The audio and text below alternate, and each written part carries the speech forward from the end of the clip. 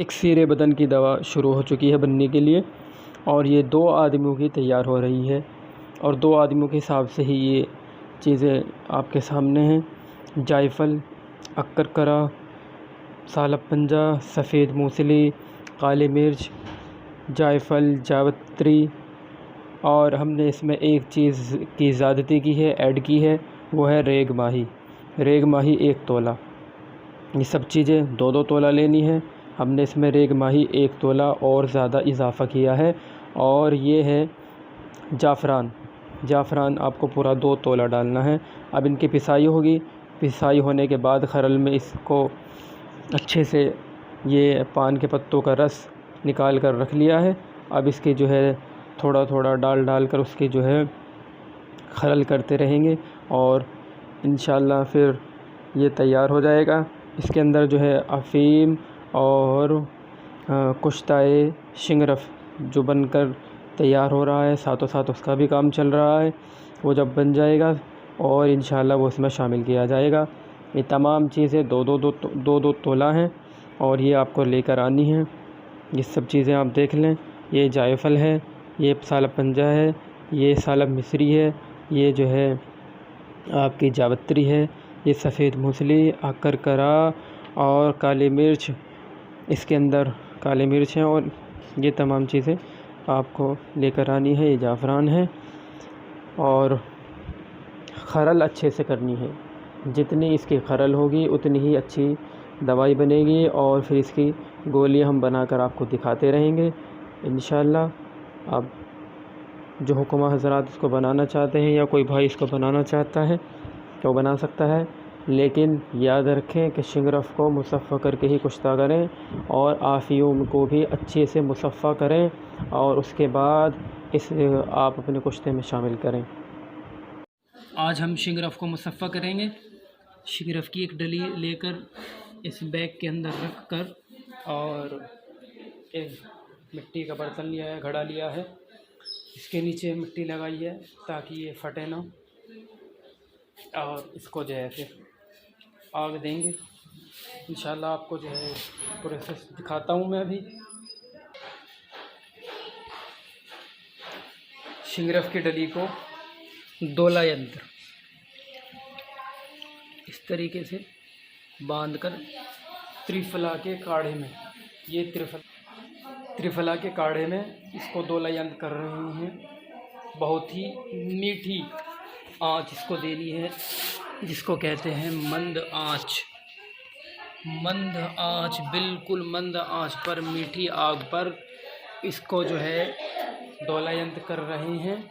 इंशाल्लाह ये 6 घंटे के बाद इसका काढ़ा बहुत हद तक ख़त्म हो जाएगा, और फिर से इसमें दोबारा से काढ़ा डालकर करेंगे। 2 बार 3 बार कर लें और बेहतर हो जाएगा।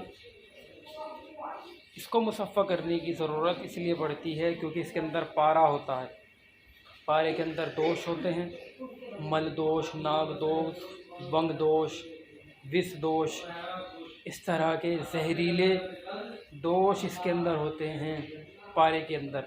इसलिए इसको जो त्रिफला है, त्रिफला विष दोष को नष्ट करता है, विष दोष को त्रिफला नष्ट करता है, और इसके साथ साथ वंग दोष और नाग दोष को भी त्रिफला नष्ट करता है। पारे को मुसफ़्फ़ा करने के लिए त्रिफला का चूर्ण का इस्तेमाल भी किया जाता है। हल्दी, त्रिफला, नमक, इनको मिलाकर जो है पारा मुसफ़्फ़ा करने में, जब इसके 8 संस्कार होते हैं तो पहले दूसरे संस्कार में इसका इस्तेमाल किया जाता है, और आखिरी संस्कार में भी इसका कांजी के साथ इसका इस्तेमाल किया जाता है। और अब त्रिफला के काढ़े में इसको जो है डोला यंत्र करके इसको मुसफ़्फ़ा कर रहे हैं शिंगरफ को। जब ये मुसफ़्फ़ा हो जाएगी फिर इसको जो है कुश्ते के लिए आगे जो तरीका मैंने आपको बताया था इंशाल्लाह उस तरीके से इसका कुश्ता बनाएंगे और लाइव आपको दिखाएंगे।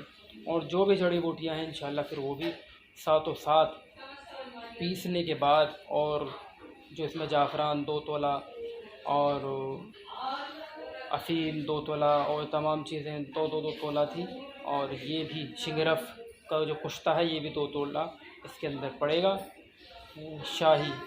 शाही नुस्खा जिसको कहते हैं इक्सीर बदन, इसका नाम है इक्सीर बदन, नामर्दी का शाही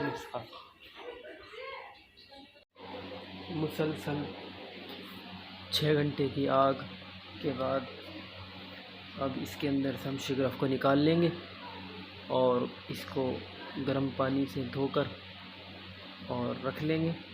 फिर इसको जो है कुश्ते के लिए ये बिल्कुल तैयार है। अब इसका कुश्ता किया जाएगा। कुश्ता शिंगरफ जो तैयार हो रहा है उसको रेत यंत्र में हमने रात भर इसको पकाया है। हल्की हल्की आंच में इसको पकाया है और इसको निकाल लेंगे। शिंगरफ को इसके अंदर से अब हम निकालेंगे और निकालने के बाद फिर से इसके अंदर ये नुगदा तैयार करके फिर से इसके अंदर नुगदा रखेंगे। ये एक बड़ा कप ले लें, चाय वाला बड़ा कप ले लें और इसके अंदर आधे से ज़्यादा इसके अंदर जो है नुगदा रखकर, लहसुन का नुगदा रखकर और शिंगरफ की डली रख दें और उसके ऊपर फिर से नुगदा रख दें और रेत यंत्र में इस तरह से चढ़ा दें जिस तरह मैंने चढ़ाया है, पकाया है। मंद आंच पर इसको पकाएं और पकाने के बाद इस जब ये जल जाए इसकी जो है शिंगरफ निकाल लें, फिर से नुगदा रखें। यह अमल आपको 21 बार करना है। ये अमल आपको 21 बार करना है। ये सफ़ूफ तैयार हो चुका है और ये कुश्ता शिंगरफ जो हम दाबू में रेत यंत्र के अंदर इसको बना रहे थे, लहसुन के नुगदे में कप में रख कर इसको 21 मरतबा बनाने के बाद ये तैयार हुआ है। ये रेग माही इसकी पिसाई चल रही है और ये जाफ़रान 2 तोला।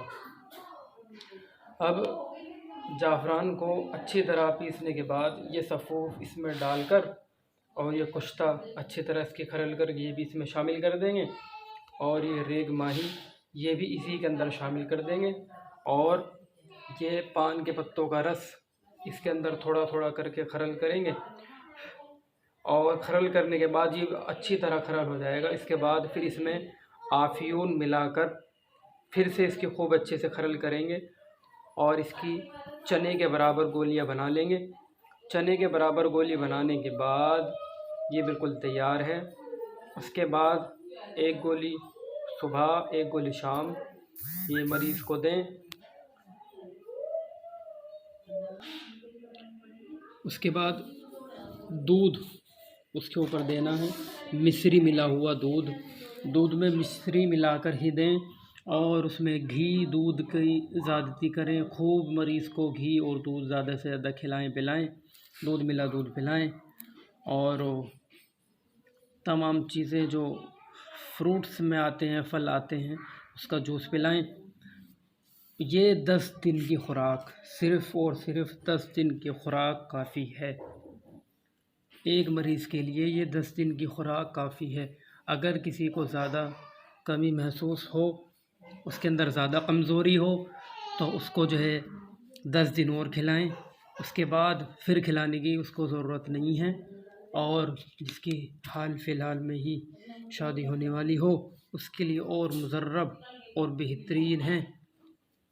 ये खिलाएं और इसको जो तैयार कर लेगा इंशाअल्लाह सुम्मा इंशाअल्लाह वो याद रखेगा कि हाँ कोई नुस्खा हमने बनाया था, कोई नुस्खा हमने खाया है। इसको बनाएं और इस्तेमाल करें। Thanks for watching. अल्लाह हाफिज़।